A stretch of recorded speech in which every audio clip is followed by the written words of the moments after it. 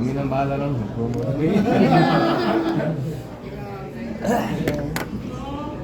Okay, you have some more questions? So, who's the last person to go viral in the group? What was the last na nag-viral sa lahat? Ano bang viral I na don't know, ano sinulog? bang uso dito? What's the Sinulog yata, no? Sinulog. Yes, sinulog. Which one? Dalawa, di ba? I saw, I watched it eh. I didn't come but I saw it and I saw a bit of it. So. But are you supposed to come po? I didn't plan on coming. Yeah. You know that Sinulog, weirdly enough, started as our project when we were Kabataang Barangay. One of them is here, Romel Cañete, Chito Patalinho. It was a funny project because we were the SK then. And parang kalokohan lang namin noon. And then, it got picked up by then Mayor Steve Solon. Yes. And then Steve Solon told my mom, and then my mom also supported it. Then it became bigger and bigger because both the city and the province made it bigger and bigger. So it started as an SK project actually. When I was around. No, so basically you're Ako one of and yan, sina Chito, Romel Cañete, the whole gang, our group here. It was so funny. Kalokohan lang. Wow. And then now it's huge. So Yes. I'm very happy to see that it continues. It's awesome. That's the reason it's Carmen, because of Mayor Solon. Yeah, at that time. Okay. Yeah, because he started as the official promoter. Kami were just kalokohan in the beginning. It's funny, it's great. So your mom is already into cultural events talaga, Senator? Sorry. She is really into cultural events. Your mom. Yeah, but more importantly, she's a real Santo Niño devotee. She comes from Leyte. And I think the Santo Niño devotees in Leyte are even more intense than Cebu because the sense is that they landed there, right? Yeah. So that's the reason that the Warais, everyone from Leyte is like very, very fierce. So as a matter of fact, there's a whole story about the Santo Niño in Manila occurs in two places, in Tondo and Pandacan. Pandacan because of the Romualdezes, my mom's family, and in Tondo also because of the Visayans by the port. And when the Santo Niño of Tondo was stolen, my mother went crazy. She was looking for it everywhere until she finally found it, but it was chopped up in parts. Yeah, so that's celebrated annually. We are sort of Santo Niño freaks. I'm a little bit. I also collect some Santo Niño from before, the old ones. And I don't know, I think it blesses. I have 3 sons, so I feel like I need a Santo Niño to cover them. There's really not much, it's not a Luzon thing, the Santo Niño. It's really not a Luzon thing. Except, like I said, the outpost in Manila where there are many Visayans. We hope po that Madam Imelda Marcos will come visit in Sinulog. Oh, she's like 93 now. She's turning 94 in July. Yeah, she's getting older, but she's fine. She's okay. Yeah, she's healthy. Yeah, she's good. We've been following her also. Yeah, she's funny. She's still at it. So, and what's happening in the Senate? Well, I don't know. Kumusta na po yung sibuyas? Awful. Nightmare.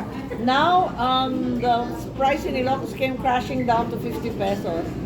It's a nightmare. Cebu 300 pa rin. It's clearly evidence of manipulation, of hoarding, smuggling, and all sorts of other nonsense. So, the Department of Agriculture has filed 13 cases finally, and I'm hopeful that someone will finally be arrested and pay for this. This is havoc. Now, ang kulang, bawang, ano ba, asin, kulang pa rin. And now we have a mess in the sugar smuggling. I don't know, smuggling ba yun? May pasingit eh, nadagdagan na naman yung importation. It's a little confusing. So, magulo talaga. Anyway, Aside po sa latest na project which is the movie po ninyo, ano pong mga updated na mga projects po na na-publish? well, I have the ongoing project here of Kabuhayan here in Cebu. I just met the ladies next door. So the Kabuhayan is all the stay-at-home moms. It's very hard to give work to mommies with little kids. So it's always a challenge to find them work. So I'm always trying to find things for them to do and to sell. So there's some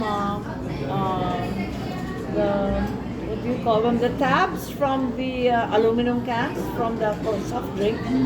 So they're using that with the ganchillo, and then in the summer we're starting again with the bugambilya, the bombil. Yeah, because the bombil they can sell it right away to the developers and also to the street vendor, and it's very easy. So it's hassle free. And then we also have the malunggay that's planted, and then if it's dried, it can be sold to DSWD for supplemental feeding and can be inputted in the Nutribans. Yeah, so I'm pushing the Nutribans. I have a Nutribus in Cebu. Kanina it was in Naga. We were serving in Naga. But we're still on pilot basis, but by this year we should scale. So Right. far po, yung Nutribans ninyo na-launch ulit no last na Made in Malacanang press con. That's right. So And funny. right now, ano po yung progress? We're kasi we have to do 120 days. So we're in the process of assessing the areas where we piloted the 120 days. So it's a little tricky in the Visayas, clearly, because of the geographical conditions. Kasi kailangan daily. Hindi naman pwedeng i-deliver house to house. So it has to be institution bounded. So we're still trying to figure it out because the daycare kids are not all going to school yet. And it doesn't address the 0 to 3-year-olds who don't go to daycare. So we're still trying to figure out a lot of things. It used to be kasi the old Nutribon was in DepEd in the school. But the profile of malnutrition in the Philippines has changed, and now it's much younger. It's the lactating and pregnant mommies, and then it's the 0 to 3-year-old. So it's a lot younger than school. That's the problem. And the wisdom now is that it's 0 to 7, which is the golden years for education. So kailangan maagapan before school pa. So that's the challenge now. It's much more difficult logistically because there's no place that you can bring the kids every day. They have to eat every day. It cannot be once or twice a week lang. So that's really the challenge. We're trying to figure out all these things, so that's why we are going to be assessing in the next couple of months. International question po. Internet. Yeah, international. What were our country's activity towards the Turkey and Syria earthquake? Actually, it's heartbreaking to see what's occurring in Turkey and Syria, particularly in the rebel zones, who are getting where no assistance was arriving except very recently. I've been watching it, and each time I watch, I feel like volunteering. Because if you recall, I spent quite a bit of time in Tacloban during Yolanda, and among the charities that came were the Turkish charities who came with food, relief goods, and so much medicine. So I feel like returning the favor, and if there's a way to volunteer, I'm not kidding, I really want to help. Because we know what happened during Yolanda. So I'm actually wondering if we can contribute. And I really would like to contribute. I'm thinking perhaps psychologically, because the trauma was multi-phased in Yolanda. The teachers were trying to teach, but they had death at home. They were coping with our home. And they were coping with their colleagues because there were some teachers who passed away. And at the same time, they were dealing with the children who were also not completely healthy because their parents or some members of the family had died. So that sort of trauma is something that we know very well in Tacloban, and we actually formulated guidance material for the children. So I don't know, it sounds crazy, but I really feel like we should return the favor because the Turkish charities came to Tacloban, and I think that's the least we can do. So it's- that's my plan. That's my crazy plan. I don't know how to do it. So it's you- not like I don't have enough work.